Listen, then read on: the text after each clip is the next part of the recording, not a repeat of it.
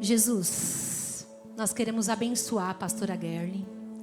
Nós queremos orar, Pai, para que ela possa fluir, Pai, dentro da singularidade, dentro da identidade, dentro daquilo que o Senhor fez dela, Pai. Que ela tenha liberdade, Pai. Autoridade o Senhor já deu. Mas que ela encontre nessa casa, Senhor, liberdade para fluir e para liberar aquilo que o Senhor já construiu dentro dela. Obrigado, Jesus. Aleluia! Glória a Deus. Obrigada, pastora Fabi, pela honra. Eu quero saudar a todas com a graça e a paz do nosso Senhor Jesus. Amém? Meninas, vocês podem se assentar. Cabe mais um pouquinho aí, meninas? Vai? Dá para entrar mais um pouquinho do que o Senhor quer falar com a gente nessa primeira noite dessa conferência? Eu quero agradecer à pastora Fabiana pelo convite e ela estendo o meu agradecimento ao pastor Fred. Eu conheci o pastor Fred pela internet, naquele vídeo que viralizou, né? O Diga Dara. Quem sabe, eu conheci ele lá, mas nós temos uma amizade muito próxima com a pastora Pamela lá de Campinas, da Rocha de Campinas. Está aqui a pastora Cláudia. Cadê a pastora Cláudia? Deus abençoe, deixa um abraço para a pastora Pamela também.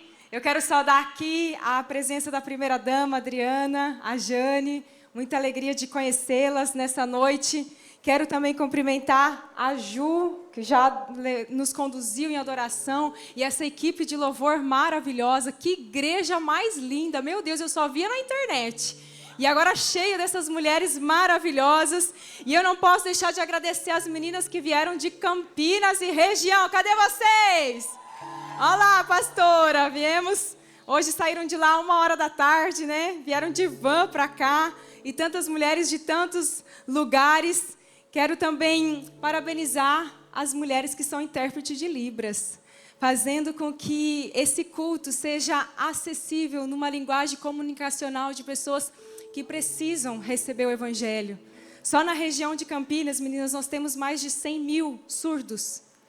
Então, o quanto essa mensagem está chegando a quem precisa realmente entender o Evangelho. Parabéns, Rocha Church, por essa iniciativa de nós fazermos com que o Evangelho chegue a mais pessoas. Também quero saudar todos os staffs, desde lá da porta, os homens trabalhando, o pessoal na recepção, as meninas todas lindas. Olha, gente, vocês viram a roupa delas? Eu fiquei impactada. Olha, eu vou falar para vocês, que excelência. Para você que não me conhece, eu vou me apresentar rapidamente, não sei se meu slide já está aí. Eu sou natural do Rio Grande do Sul, por isso que esse nome é difícil, é Gerly. Gerly, é bem assim. Para quem que é do Nordeste, do Rio de Janeiro, o Espírito Santo vai falar Gerly. Eu vou facilitar a vida de vocês. Mas quem assim é campineiro de coração, como eu, é Gerly. Vamos falar juntos? Gerly, muito bem, não pode esquecer. Gerly, aí assim, para piorar, é Herzog, né? Gerly Herzog, eu sou natural do Rio Grande do Sul, uma cidade que chama Guarani das Missões. Fica no noroeste do estado, já quase na divisa com a Argentina, 5 mil habitantes. Essa aqui desse lado, é a minha igreja, onde eu aceitei Jesus quando eu tinha 8 anos de idade. Aqui estou eu, lá no meio dos alemães. E foi uma região que foi evangelizada pelos alemães. Então eu não entendia alemão e eu detestava ir na igreja. Mas teve um dia que o pastor foi traduzido. E quando ele foi traduzido, o evangelho entrou dentro de mim. Eu tinha 8 anos de idade, eu comecei a chorar. E eu entendi quem era Jesus e ele foi o meu Salvador. Então aqui já é a nossa igreja nova. O pessoal trabalhando, onde meus pais congregam até hoje. Lá no interior do Rio Grande do Sul. Com 12 anos de idade, um pastor da Argentina que passava naquela região, ele libera uma palavra aos meus pais, na autoridade que meus pais tinham ali, e ele fala assim: uma das filhas de vocês, nós somos 4 mulheres, ele fala, foi escolhida desde o ventre da sua mãe, da minha mãe que estava ali, e ele diz, ela vai para longe, ela vai servir ao Senhor. Eu tinha 12 anos de idade, e eu dizia, sou eu, pai, sou eu quero ir. Mas com 17 anos, enquanto todos os meus colegas estavam escolhendo odontologia, administração, pedagogia, direito, E eles olhavam para mim e diziam: o que você vai cursar, Gerli? E eu falava assim: teologia. Aí falava: mas o que você vai ser como teóloga? Você vai ganhar dinheiro como? Eu falei: eu não sei, mas Deus vai me suprir. Mas é lógico que eu balancei e falei: Deus, será que é isso que o Senhor tem para mim? Será que esse é o chamado? E quando eu estava na dúvida, veio a resposta que eu tinha passado na Federal em Santa Maria, para pedagogia. E eu sento com meu pai, e o meu pai sempre foi uma pessoa que me deu destino. Eu sou a 4ª geração de convertidos na minha família. E ele senta comigo e eu falei: agora, pai, eu vou para a Federal ou eu vou para Foz do Iguaçu estudar teologia? E meu pai olha para mim e fala assim: filha, nada me dá mais alegria do que te ver pregando a palavra de Deus. Ele falou: depois, filha, você pode cursar quantas faculdades você quiser. E para a honra e glória do Senhor, eu estou terminando minha 3ª faculdade. Gosto de estudar. Sou formada em teologia, bacharel, estudei 5 anos, amo essa palavra. É ela que vocês vão ver até o final, o quanto essa palavra é transformadora, como disse muito bem a pastora Fabiana. Depois dessa palavra tão incrível, está aqui a resposta para todas as nossas perguntas, os nossos dilemas. Mas eu sou essa mulher improvável. Com cerca de 22 anos, então eu venho para Campinas, para o estado de São Paulo, me casei. Pode passar o slide, tem uma foto aqui da nossa família. Aqui, a gente ficou um pouquinho gordinho, né, pastor? Mas está aqui meus pais, aqui desse lado os nossos filhos, Johanna e Nolan, meu esposo. Ele chama James. Aí eu falo assim: é Gerli James, tem que ter os filhos. Difícil o nome, tem que ser Johanna e Nolan. São os nossos filhos. Então eu sou assistente social de formação. Pode passar. Eu vou precisar uma água também, gente. Se vocês puderem, esse coco é muito chique, gente. Primeira vez que eu preguei com coco foi lá em Campinas, na igreja da pastora Pâmela, da pastora Cláudia. Eu achei muito chique. Essa aqui é a nossa ONG. Obrigada, irmã. A gente fundou em 2018, Deus me deu um sonho, uma visão. E nessa visão eu via um castelinho colorido, a pastora Cláudia conhece lá. E entravam muitas crianças naquele lugar. E o Senhor fala para mim assim: se você não fizer, eu vou levantar outro. Não foi nem assim: eis que te chamo. Eu disse: tenho pressa nessa terra. Então nós fundamos em 2018 a ONG Instituto Trilho Certo. Depois você pode seguir lá, acompanhar o nosso trabalho. Esse final de semana aconteceu um acidente lá, 5 barracos pegaram fogo da comunidade que nós atendemos. Nós corremos para lá, atendemos essas famílias. Está aqui a Dayana, que é minha amiga, assistente social, sabe dos desafios que nós temos lá. Então, como assistente social, a gente tem feito esse trabalho. Hoje atendemos cerca de 100 famílias em situação de vulnerabilidade. Nós ajudamos essas mulheres a saírem da violência doméstica. Elas aprendem a fazer manicure, aprendem a corte e costura e tantas outras coisas que fazem o quê? Para que elas saiam dessa situação de vulnerabilidade social, para que elas conquistem novos lugares, currículo, enfim, tantas coisas. E também com as crianças. Nós tiramos elas do aliciamento de drogas, do aliciamento ali daquele lugar, e nós levamos para essa ONG, que ela tem mais alguma foto? Deixa eu ver se tem da nossa ONG. São cerca de 5.000 metros quadrados naquele lugar, tem piscina, tem campo de futebol, tem quadra poliesportiva, é um oásis para aquelas crianças ali, para que elas possam aprender cada vez mais e também aprender a palavra do Senhor. Estou me formando em psicologia, sou analista de temperamentos, sou mentorada da Fernanda Boaventura. Estou muito feliz que ela vai vir amanhã trazer esse ensinamento que mudou a minha vida. E eu quero incentivar vocês a fazer o curso com ela, porque quando eu fiz o curso, eu falava: todo mundo já sabe de temperamento. E eu fiquei muito intimidada quando eu fiz o curso. E eu demorei, eu me formei em novembro. E eu dei a minha palestra, a primeira palestra sobre temperamentos, em maio do outro ano. De maio até dezembro, pastor, eu dei mais de 100 palestras sobre temperamentos. Em empresas, em igrejas, em tantos lugares. Então, amanhã vai ser uma bênção nós estarmos aqui com ela. E eu também... Tem mais foto do Instituto? Vamos ver se tem mais. E eu também sou escritora. Esse ano eu lancei esse livro que chama Chave para uma Nova Estação. Tem muito a ver com essa conferência. E quando eu soube, né, desse movimento, que eu entendo que não é só o nome da conferência, é um ministério, a vida em estações. E aqui tem esse livro que eu escrevi para mulheres, para uma mulher que é uma mulher comum, improvável como eu, às vezes cansada, cheia de perguntas, que falta algo para ser a mais. E lá no penúltimo capítulo eu te conto qual que é a chave para nós entrarmos numa nova estação. Pode passar o slide? Vamos lá. Comigo. Tem um QR Code? Vê se vocês conseguem apontar a câmera do celular de vocês para cá. Vamos ver se pega aqui. Porque ele está um pouquinho... Quem conseguir já me dá um ok, por favor. Foi.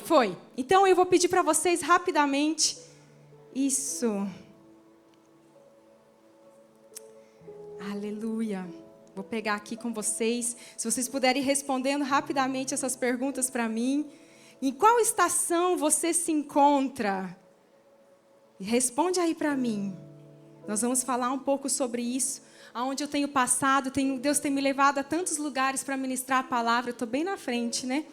Qualquer coisa você pega da sua amiga aí, para você responder essas perguntas. Em tantos lugares que eu tenho ido, eu tenho escutado tantas histórias. Eu já ministrei no Nordeste, ministrei em Gramado, e a gente vê que as mulheres, elas têm a mesma essência. Nós somos nutridoras, geradoras de vida. Só que muitas vezes nós nos doamos tanto, que parece que a gente esquece de quem nós somos. Nós perdemos a nossa identidade. E hoje é uma noite para nós entendermos como que nós entramos em uma nova estação. Então, quando você responde aqui para mim nas perguntas, em qual estação você está vivendo? Como que é a sua relação com a sua autoestima? Você já teve ansiedade, algum sintoma de depressão, burnout? Eu vejo quantas mulheres nós estamos sofrendo com isso. Não que os homens também não sofram, mas de alguma forma nós estamos tendo mais dificuldade na área emocional. E o que nós estamos fazendo a respeito disso? Se em algum momento você já pensou em tirar a sua própria vida, quantas mulheres elas falam: Senhor, me leva, eu não aguento mais. E será que você tem alguma pessoa que você confia para se abrir, para abrir o seu coração? Responde aí para mim. Enquanto isso, eu vou pedir para você abrir a sua Bíblia, a sua palavra, lá em Isaías 43. Aleluia. Isaías 43 vai dizer assim, 43, o verso 16, diz assim: esqueçam o que se foi, não vivam no passado. Vejam, eu estou fazendo uma coisa nova. Ela já está surgindo. Vocês não percebem? Até no deserto eu vou abrir um caminho e riacho no meio do ermo. Vocês estão entendendo? Essa palavra que o Senhor me trouxe aqui para te dizer nessa noite, vocês não percebem? É um tempo de viver coisas novas. E eu quero que você entenda que eu não vim aqui com uma mensagem triunfalista. Eu nunca gostei disso. Várias vezes quando chegavam para mim com uma palavra profética, dizendo: eis que te digo, tu serás. Eu falava: aí, para. Eu não vim aqui com uma mensagem triunfalista, mas eu vim aqui com uma mensagem profética para você. Eu vim aqui para liberar uma palavra profética para você, porque a Bíblia diz que sem os profetas, sem a profecia, o povo se corrompe. E a Bíblia também diz que Ele não faz nada nessa terra sem antes comunicar aos profetas. Então essa palavra, ela está dizendo: esqueçam o que se foi. Esqueçam, isso é passado, é um tempo de mudanças. E quando eu estava orando em jejum por esse momento, para que o Senhor falasse primeiro comigo, como bem disse a pastora, primeiro Deus fala conosco, eu vi mudanças acontecendo, pessoas encaixotando caixas de mudanças. Recebe essa palavra no seu espírito. Talvez você está esperando uma resposta, uma proposta. Talvez você está esperando um documento, alguma coisa para você transicionar sonhos que estavam parados. O Senhor está dizendo: ei, eu vou fazer uma coisa nova. Esqueçam o que se foi. Não vivam no passado. Aleluia. E antes disso, no verso 16, ele diz assim: eu abrirei um caminho pelo meio do mar, uma vereda pelas águas violentas. E olha só o que diz o 17: Ele que fez saírem juntos os carros e cavalos de exército e todos os reforços, eles jazem ali para nunca mais se levantarem, exterminados, apagados como um pavio. Sabe o que ele estava dizendo? Ei, vocês, povo de Israel, vocês já viveram grandes coisas. Eu não sei quais são os milagres que você já viveu, as coisas que você já teve no Senhor. Tudo isso foi muito maravilhoso. Foi ou não foi? Foi. Mas ele diz, não se apeguem nesse passado.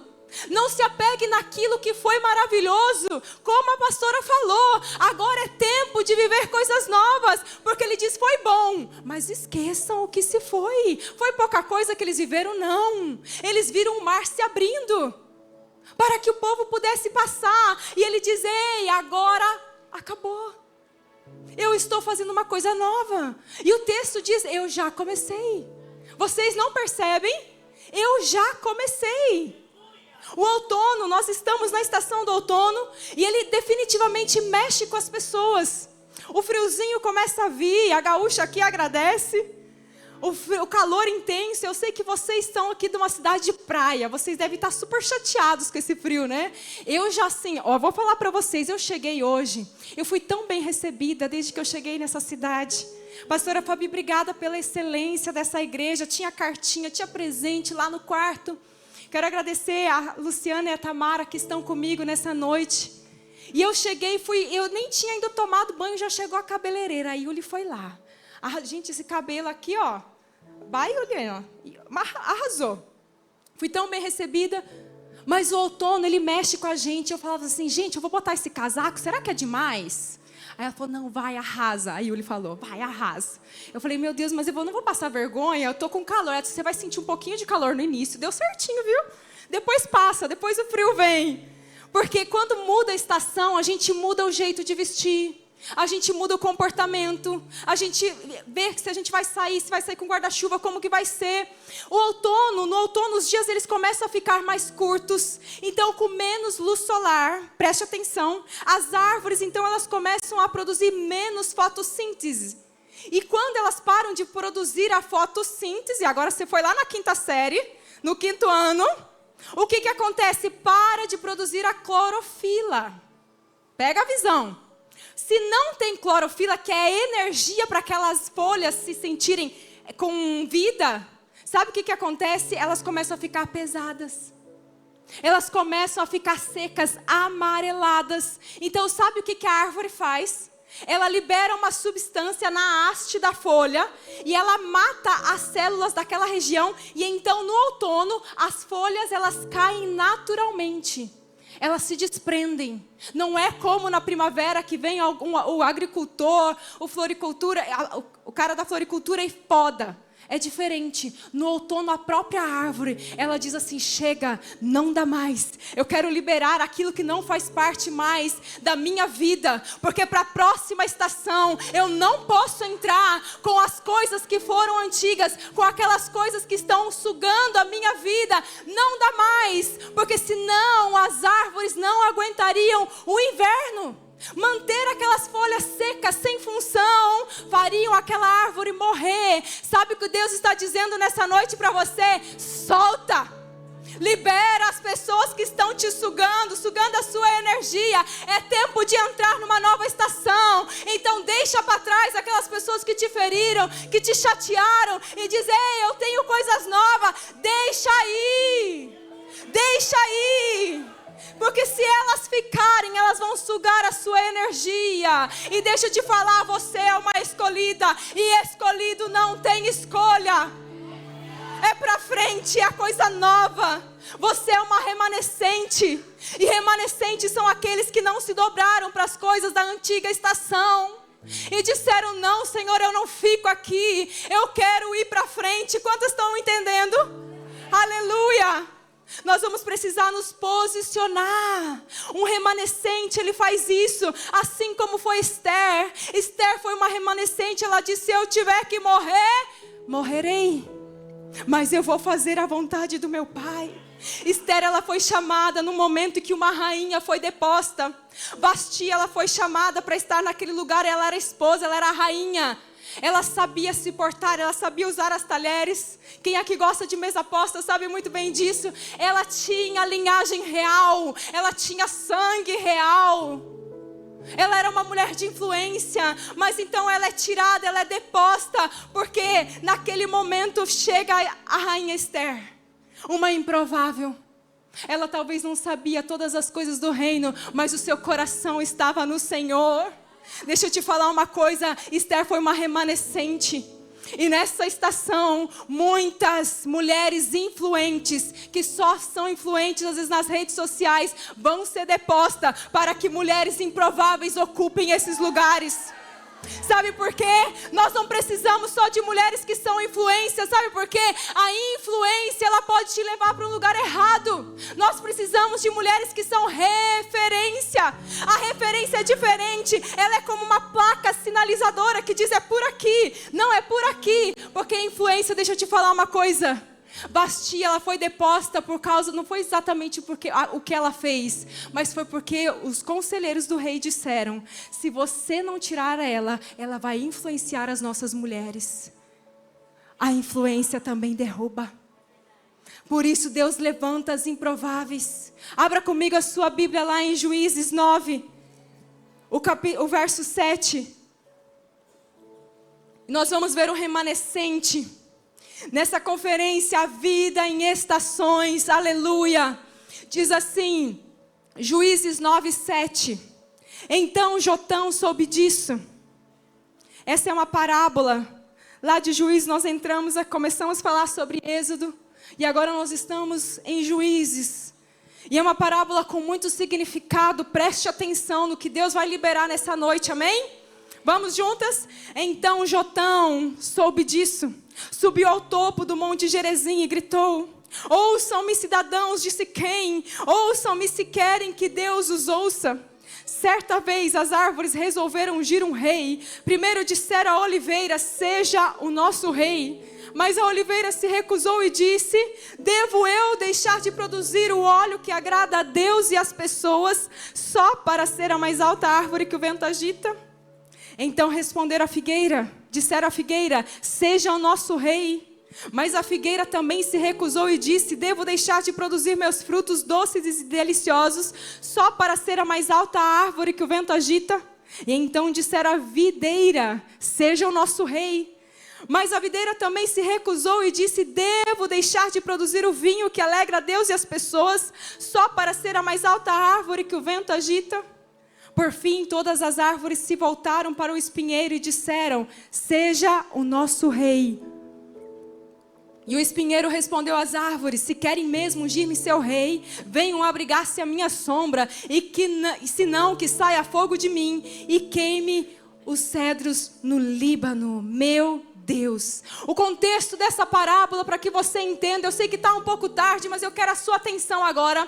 Gideão, que era um juiz daquela época, ele então, antes de morrer, ele diz assim, quem vai governar serão os meus 70 filhos, agora não será um só, mas serão todos juntos, unidos, trabalhando e governando.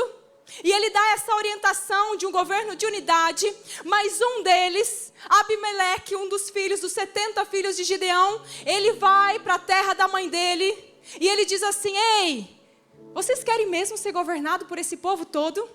Olha, eu acho que vocês têm que me ungir rei. E ele começa a tramar, depois você pode ler Juízes 9 inteiro, é muito interessante, não vou ler para pular aqui. Mas sabe o que ele faz? Ele vai convencendo pessoas, e talvez você já viveu isso, em que momentos da sua vida, alguns motins acontecem, e ele convence aquele povo a ungir ele rei. Sabe o que ele faz? Ele mata todos os meio-irmãos dele embaixo em uma pedra, e fica só ele, mas um foge. Então Abimeleque é ungido rei, mas um foge, o nome dele é Jotão, um remanescente dessa estação. Ele foge, mas ele não se esconde. Ele sobe o monte Gerizim e ele proclama essa parábola. Ele começa a denunciar o que estava acontecendo em Israel. Ele estava dizendo: ei, olha o que vocês estão fazendo.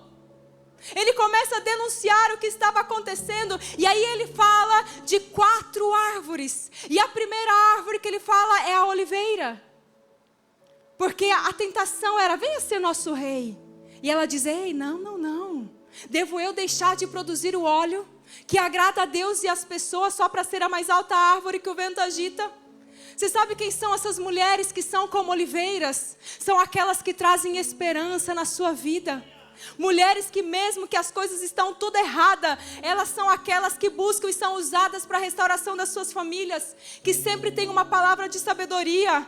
Mas não pense que essa oliveira, ela teve a vida fácil, não. Ela já nasce com todos os troncos retorcidos, com os galhos retorcidos. Mulheres que foram abandonadas, que passaram por privações financeiras, que passaram por enfermidades, que enfrentaram luto, enfrentaram perdas, mas ainda assim tem uma palavra de esperança.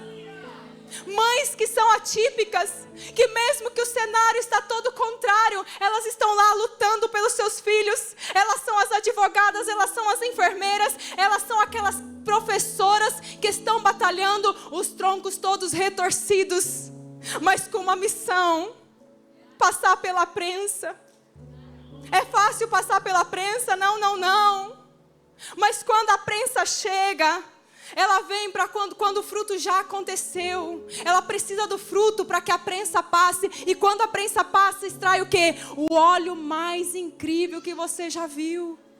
É o azeite que cura as pessoas. Essa oliveira, ela tem também uma característica de ter raízes profundas. Não é qualquer ventania que derruba essa oliveira. E eu sei que eu estou falando com oliveiras nessa noite. Talvez essa estação esteja sendo tão difícil, mas o Senhor tem algo para você. Eu sei, a minha mãe, que morava lá na roça, ela viu a mãe dela morrendo dentro de casa, gritando de dor, porque eles moravam num lugar que nem energia elétrica tinha. Com 8 anos, ela acompanhou dos 6 até os 8 anos, a mãe morrendo de câncer dentro de casa. E os velórios aconteciam dentro da sua casa. E durante 1 ano elas tinham que usar roupa preta, de luto. Ela passou, quando a mãe dela faleceu, ela passou a ser a dona de casa. Ela tinha que cozinhar, ela tinha que capinar, ela tinha que lavar roupa. Ela tinha que cuidar da casa, porque os seus irmãos mais velhos já tinham saído. O pai dela era alcoólatra. Ela teve que largar os estudos para cuidar da casa. Um dia, agora faz uns 2, 3 anos atrás, eu estive no Rio Grande do Sul. E ela me contou algo que eu nunca contei publicamente. É a primeira vez que eu vou falar aqui para vocês, porque eu sei que alguma coisa Deus tem nisso. Ela sempre dizia que ela não gostava de comer arroz. A gente cresceu ouvindo a minha mãe falando que não gosta de arroz. E lá a cultura alemã é muito batata e macarrão, massa. Então, estava tudo bem.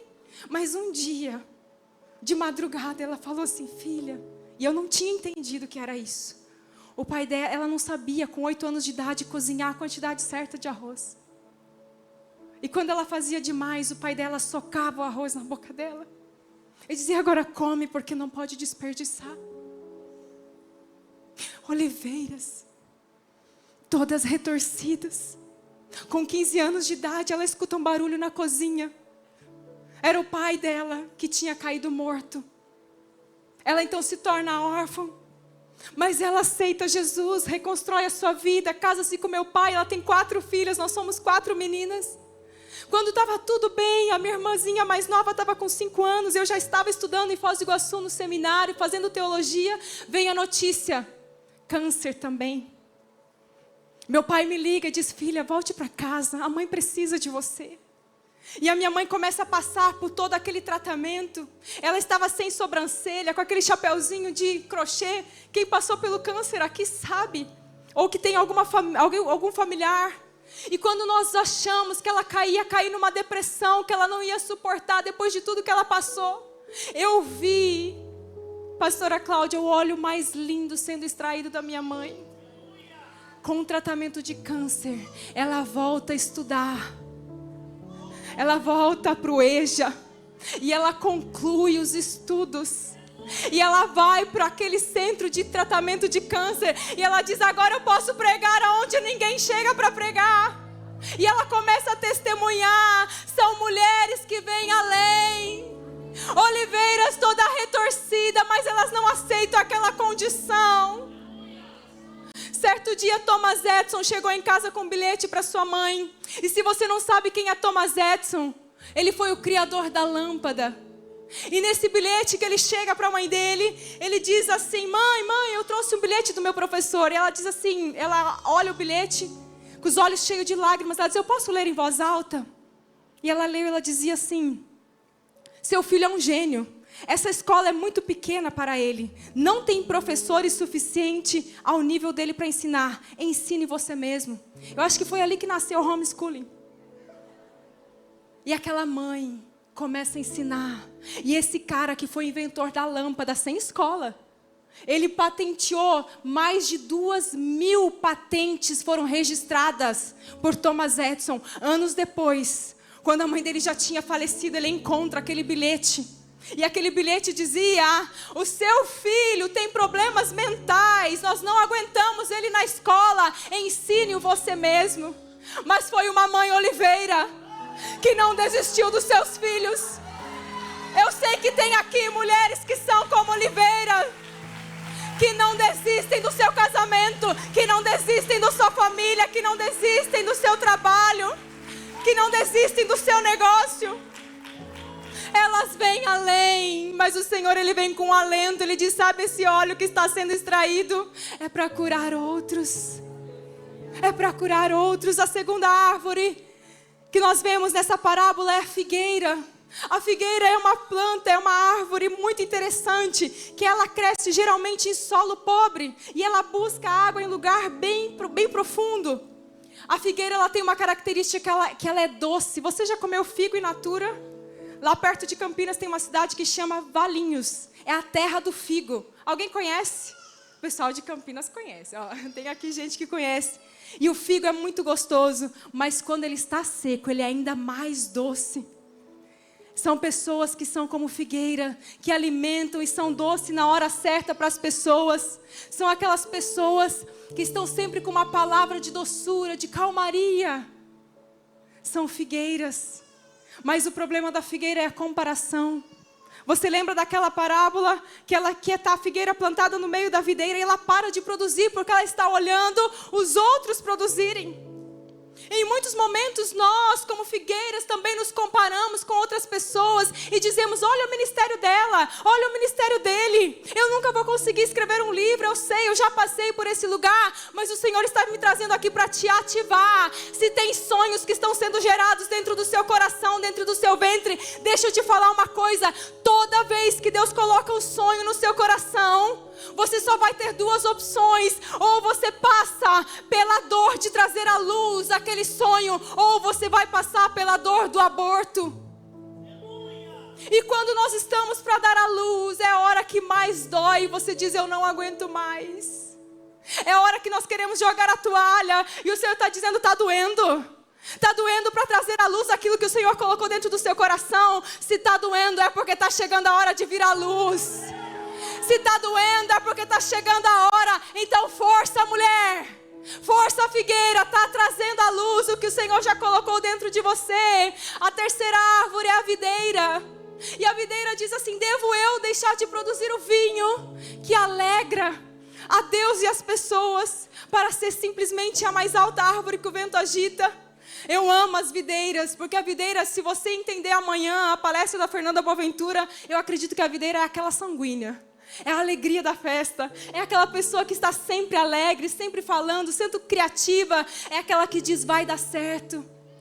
São pessoas que carregam isso dentro delas, mas muitas vezes as pessoas e as pressões da vida vêm tentando roubar o que tem dentro de nós. E aí nós ficamos no meio das dores, das dificuldades, e vamos enfrentando tantas dores, frustrações, decepções, ansiedade, e começamos a fazer coisas que Deus nunca nos pediu para fazer, porque nós queremos agradar as pessoas, agradar. E mesmo assim o Senhor, a gente fala assim: mas meu Deus, o que vão pensar? Eu não sei se você tem isso, mas eu tinha muito de pensar o que vão pensar. E deixa eu te falar uma coisa: as pessoas vão pensar tudo que você imaginar, infelizmente. As pessoas mais cheias de Deus vão passar por processos de rejeição. Se tu se veste bem, vaidosa. Se tu se veste mal, desleixada. Se tu comprou um carro novo, deve estar passando a perna em alguém. Se o teu carro está velho, coitada, olha que falta de fé, meu Deus do céu. Sempre vão falar. Sempre vão falar, e se nós pararmos para ouvir tudo que fala a nosso respeito, nós vamos adoecer. Deixa eu te falar uma coisa, o Senhor mesmo é que vai nos defender. É Ele que vai nos defender. Não adianta a gente querer colocar indireta na rede social, não, minha irmã. Nós precisamos entender que Deus faz isso por nós. Porque quantas vezes nós olhamos para o jardim da vizinha e fala, meu Deus, eu queria estar lá em Miami. Eu queria ter o marido que ela tem. Eu queria ter... Gente, preste bem atenção no que eu vou falar agora. Quando nós cuidamos demais do jardim do outro, nós deixamos de cuidar o nosso. E quando nós deixamos de cuidar o nosso, quando bate a triste realidade que aquele jardim muitas vezes é artificial, é só rede social, olha para a sua identidade, para a sua essência e flua naquilo que o Senhor te chamou para fazer, para ser. E uma característica interessante da videira é que ela tem um tronco maleável. Não é como a figueira, aquele tronco grosso, cheio de raízes. A videira, ela tem um tronco maleável. Só que tem uma coisa, se ela não tiver uma treliça, se ela não tiver uma estrutura, ela vai ser pisada. Deixa eu te falar uma coisa, talvez você está longe da igreja. Talvez você se decepcionou com líderes, está distante. Sabe que o Senhor está te chamando, dizendo, ei, igreja é estrutura. Para que você não seja pisada pelas pessoas. Volte o quanto antes para que você possa produzir frutos para alegrar a Deus e as pessoas. Ei, treliça, nós precisamos de uma estrutura. Aleluia. E a última árvore é aquela que a gente não quer falar. É o espinheiro. Fala assim, ai, ai, ai. Ai, ai, ai. É esse que eu queria que não existisse. A característica desse espinheiro é aquela pessoa que não é frutífera. É aquela pessoa que é cheio de espinhos. É aquela pessoa que se bateu, levou. É reativo. Não leva desaforo para casa. Talvez você já está pensando em um monte de gente aqui, menos você, né, amada? A gente pensa na sogra, na chefe, na colega do trabalho. É ou não é? Mas deixa eu te falar uma coisa, todas nós temos um pouco de espinheiro. Todas nós, em algum momento da nossa vida, nós somos infrutíferas, somos estéreis. Em muitos momentos da nossa vida, nós paramos de frutificar. Quantas pessoas são inconvenientes? Sabe aquela pessoa que fala na hora errada, do jeito errado, que tu fala assim, pastora, pelo amor de Deus, não chama ela, que ela vai dar trabalho. Em Campinas tem um monte, mas não as que vieram, as que ficaram. Brincadeira. Ó... São pessoas que muitas vezes, escute isso que eu vou te ensinar, passaram por processos de rejeição na vida. E elas fazem coisas inconscientes para que as pessoas continuem a rejeitando. Para que você reforce a ferida de rejeição. Porque ela é tão inconveniente, ela é tão chata, ela é tão desagradável, que você fala, sai daqui, não chama, não põe no grupo do WhatsApp, porque vai causar. E a gente rejeita e aumenta a ferida de rejeição nela. São geralmente pessoas que não gostam de si mesmas, como o ensinamento que nós tivemos a respeito do espelho. E quando a pessoa não gosta de si mesma, ela vai exigir que as outras pessoas façam isso por ela. E é, me dá, faz por mim. Ai, meu Deus, não me chamaram. Ah, não me colocaram no grupo. São pessoas espinheiros. São pessoas que são difíceis. Geralmente é uma mãe manipuladora. É uma mulher controladora. É aquela pessoa que se tu faz uma viagem, ela estraga a viagem. São pessoas muito difíceis. Mas todas nós temos um pouco de espinheiro. Uma vez, eu já estou terminando. Vou contar isso para vocês. Era no meio da pandemia. Eu sempre trabalhei no projeto social, sempre ajudando, sempre trabalhando. Mas eu estava muito ferida com algumas pessoas. Muito chateada, pessoas que foram ingratas. Estava no meio da pandemia, falei, poxa, ajudei tanto, essa pessoa fez isso, falou aquilo. E eu estava muito amarga, eu estava estéril. E eu só olhava para a minha dor, para a minha ferida, para a minha condição. E aí eu tive uma excelente ideia. Eu falei, eu vou fazer um jejum. Para quê? Para mim não. Para Deus pisar e colocar a mão sobre aquela pessoa. Aí tu fala assim, pastora, tu não era pastora? Eu era, gente, mas era a minha dor. Eu estou confessando isso aqui para vocês. Era a minha dor, e quando a gente está ferido, a gente não consegue olhar um palmo para frente. A gente só olha para o nosso umbigo, o que fizeram, o que falaram, olha o que aconteceu. E eu então decidi fazer esse jejum, pastor, e eu falei assim, Senhor, Se o Senhor quiser falar alguma coisa comigo, é agora. Era 2h da manhã. Abri a minha Bíblia. Botei o dedo, sabe? Daquele jeito que nós não podemos fazer. Ler Bíblia tem que ler inteira. Mas o Senhor, pela misericórdia, Ele falou comigo, porque Ele precisava me corrigir. Botei o dedo lá assim, Isaías 58, verso 5. Abri a palavra e dizia assim: será que é esse o jejum que eu escolhi? Desse jeito. Que em apenas um só dia o homem se humilhe, incline a cabeça como junco e se deite sobre o pano de saco de cinza? É isso que vocês chamam de jejum? Um dia aceitável ao Senhor? Pode colocar aqui na tela para vocês verem que está escrito mesmo isso. Aí eu falei, meu Deus, sabe quando você põe o dedo e está escrito exatamente isso? Ele fala, é esse o jejum que eu escolhi? Que em um só dia você vai lá, põe a sua cabeça no chão e põe pano de saco de cinza e não sei o... escute mais. Aí eu falei, Deus, o Senhor está falando comigo, eu já entendi. Vocês já entenderam, né? O verso 6.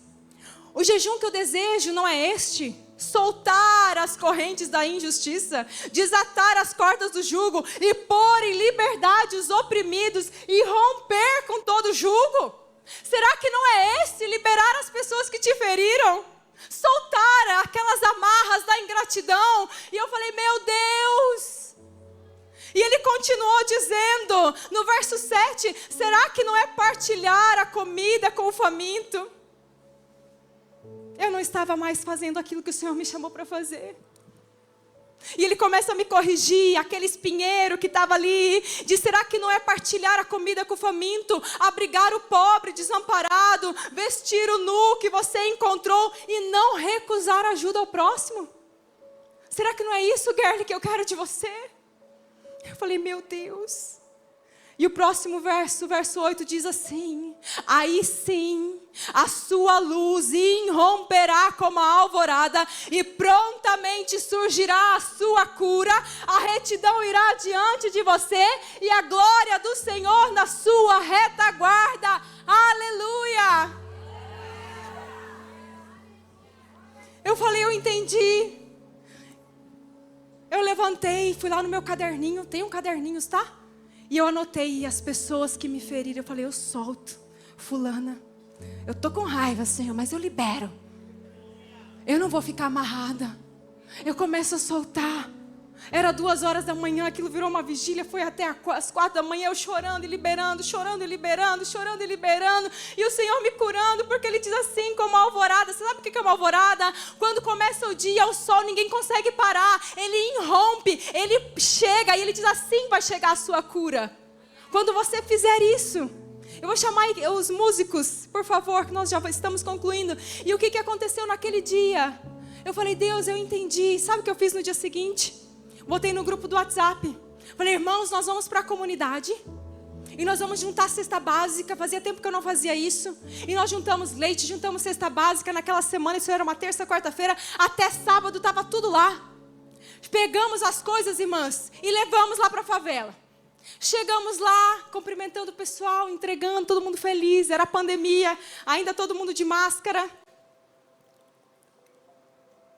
Sai uma mulher de um barraco. E ela diz assim, pastora, você é a resposta da minha oração. Eu orei a madrugada inteira, clamando ao Senhor para que Ele enviasse um profeta. Que bom que a senhora chegou. Eu falei, amém. Pois não, irmã. Ela me deu a filha dela de 9 meses no meu colo. E ela diz, pastora, essa é Maria Luísa. Ela nasceu com um problema congênito no coração. E ela vai precisar transplantar. E enquanto o transplante não acontece, ela não vai andar. Ela não vai falar. Ela passa todo mês na Unicamp e é monitorada pelos médicos. E eu não sei mais o que fazer. E essa noite, chorando a Deus, eu clamei para que Ele enviasse alguém. E eu creio, pastora, que quando você orar, ela vai ser curada. Eu falei, ai meu Deus, é porque é você, né? Eu falei, Jesus amado, e agora o que eu faço? Eu peguei, aqui é Maria Luísa. Peguei Maria Luísa no colo. Aqui, isso foi depois dessa foto. Ela ainda tinha 9 meses. Peguei Maria Luísa no colo. Orei com ela, botei a mão no coração dela e falei: Senhor, eu declaro um coração novo. Um coração perfeito. Irmãs, tudo que eu sabia de teologia, eu orei naquela hora. Eu falei: o que é ligado na terra, é ligado no céu. O Senhor manda os diáconos para orar e pôr as mãos, e os enfermos seriam curados. E eu fui juntando todas as minhas orações com todo o meu coração. E eu dizia assim: pela fé dessa mãe, eu me uno à fé dela, e eu sei que o Senhor já fez. Peguei e entreguei aquela criança no colo daquela mãe e saí. Eu falei: Senhor, agora o Senhor tem que fazer. Passado cerca de 30 dias, eu recebo um áudio dessa mãe. E ela falou assim: pastora, você não vai acreditar o que aconteceu. Esse mês, eu fui passar novamente na Unicamp, como eu fazia de rotina. E estavam lá os estudantes, olhando o coração da Maria Luísa. E eles passavam aquele ecocardiograma, e olhavam os exames antigos, e olhavam o exame novo, e olhavam e falaram: ei, chama a diretora, a chefe da cardiologia da Unicamp. Ela chega, deixa comigo. Começa a olhar de novo, olha os exames, olha de novo, faz aquilo. Dá um tempo, silêncio na sala. Ela chama a Mariana, a mãe daquela criança, e diz assim: qual que é a tua religião? Qual que é a tua religião? Cadê o baterista? Fica preparado, escuta isso. Qual que é a tua religião? Ela diz assim: eu sirvo Deus vivo. E a chefe da Unicamp, da cardiologia da Unicamp, ela diz assim: então agradece ele, porque o coração da Maria Luísa está perfeitamente curado. Aleluia! Maria Luísa está curada. Oh, aleluia! Ela diz: eu estou dando alta hoje da Unicamp, ela nunca mais vai voltar aqui por causa de coração. Eu estou tirando ela da fila de transplante. Acabou. Ela teve que confessar que aquilo não era natural, era espiritual. Deixa eu te falar uma coisa: o destino de uma criança foi mudada, porque em um momento eu me posicionei. Eu sei que o Senhor poderia ter usado qualquer outra pessoa para fazer isso, mas Ele teve misericórdia de mim e me corrigiu pela palavra. Eu estava como aquele espinheiro seco numa estação árida, mas o Senhor me chamou e Ele me trouxe aqui para dizer: pare de olhar para as suas feridas, para as suas dores, e vai fazer aquilo que Ele te chamou para fazer, em nome de Jesus. Hoje Maria Luísa tem 6 anos. Ela corre, ela canta, ela pula, ela louva Jesus. E aquela mãe diz: eu vivo o meu milagre todos os dias. Decisões decidem destinos. Hoje você vai poder tomar uma decisão nessa noite e dizer: eu não quero mais ser como espinheiro. Eu não quero ser mais estéril. Eu quero produzir frutos. Eu quero produzir o vinho. Eu quero produzir o óleo. Eu quero produzir o figo que é doce para as pessoas que estão ao meu redor. Mas eu saio dessa estação de esterilidade. Eu começo a romper no novo e dizer: esqueça o que se foi. Eu estou fazendo uma coisa nova.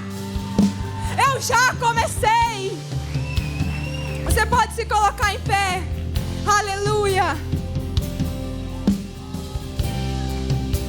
Oh, Jesus, deixa eu te falar uma coisa. Hoje é o primeiro dia dessa conferência, e eu não sei se você veio a convite de alguém. Eu não sei de onde você veio. Eu não sei o quanto você conhece de Deus. Mas deixa eu te falar uma coisa, Billy Graham vai dizer isso. Ele fala assim: o maior acontecimento que já houve nessa humanidade não foi o homem subir e pisar na lua, mas foi o próprio Deus descer e pisar aqui nessa terra. Ei, Ele não veio aqui para passear, Ele veio aqui para morrer por você. Ele veio para te salvar, para te resgatar, para te dar vida eterna, para preencher esse vazio que está dentro de você. E Ele está dizendo: chega! Chega de procurar em outras coisas. Eu sou o Senhor. E Ele diz assim: eu sou o caminho, a verdade e a vida. Ei, não são todos os caminhos que te levam a Deus, não. Só há um caminho. E Ele se chama Jesus. E Ele está dizendo: ninguém vem ao Pai a não ser por mim. Hoje tem uma decisão que está na sua mão. Talvez você nunca entregou seu coração completamente a Jesus. Eu não estou te oferecendo uma religião. Eu não estou te oferecendo um padre ou um pastor. Eu estou falando daquele que cura corações, aquele que faz você ter vida nova. É aquele que muda a sua estação. Mas você precisa tomar uma decisão. E eu quero te perguntar nessa noite: se você é essa mulher que ouvindo essa palavra diz: sou eu, pastora, eu quero aceitar Jesus, eu quero me entregar completamente a Ele. Levante a sua mão bem alta onde você está, que eu quero orar por você. Lá atrás, a primeira pessoa, Deus abençoe. A segunda pessoa ali, Deus abençoe. Cadê a terceira mulher? A terceira mulher que diz: sou eu, pastor, aqui. Que Deus abençoe. É a maior decisão e mais importante da sua vida. Ele está mudando a sua estação. A quarta mulher, lá atrás, Deus abençoe. Cadê a quinta mulher? Levante a mão, vem, vamos descer aqui para o altar. Pode vir. Nós queremos orar por você, porque Deus está transicionando essas mulheres. Cadê a sexta mulher? Cadê você? Cadê? Onde você está? Eu quero orar por você. A sexta mulher que diz: pastora, sou eu. Eu quero entregar hoje a minha vida completamente a Jesus. Hoje é só o primeiro dia. Mas talvez você, se você fechar os olhos... Ei, escuta o que eu vou falar. Escute o que eu vou falar. Se você fechar os olhos para esse mundo hoje, o Senhor está te perguntando: você tem certeza da sua salvação? Talvez você está afastada dos caminhos do Senhor. Vem para esse altar agora e conserta. Eu soube, pastora, do que aconteceu ontem. Escute o que eu vou te falar. Se você fechar os olhos para esse mundo hoje, você tem certeza da sua salvação? Talvez você está longe.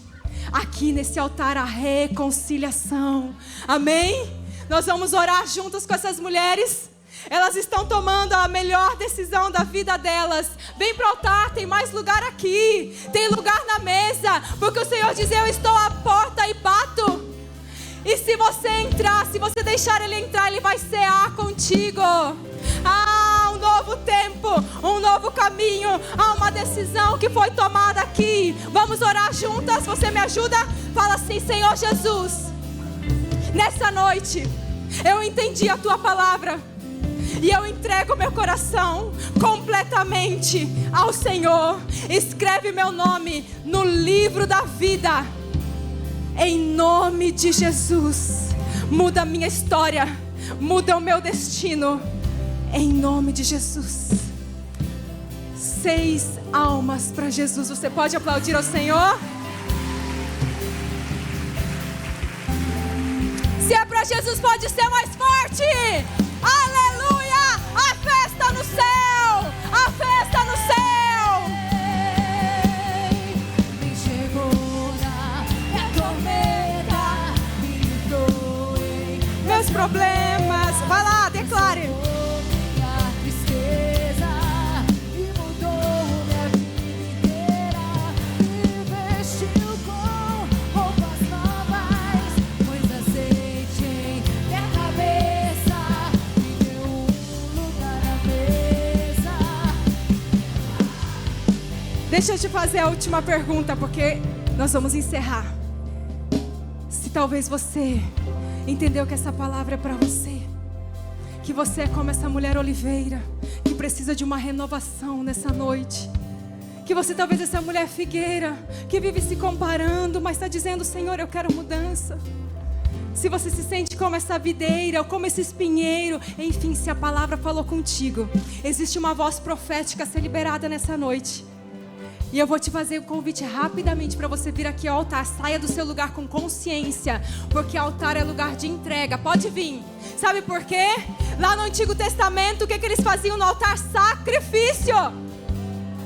Quando você sai do seu lugar, você vem aqui e sacrifica, você deixa coisas aqui. E quando você volta cheia, você volta mudada, transformada. Você que está lá em cima, que a palavra sai do seu lugar, porque vai fazer a diferença. Quando eu me movimento, a cura vem no movimento. Se movimente, saia do seu lugar, venha para o altar. As obreiras, presbíteras, pastoras, venha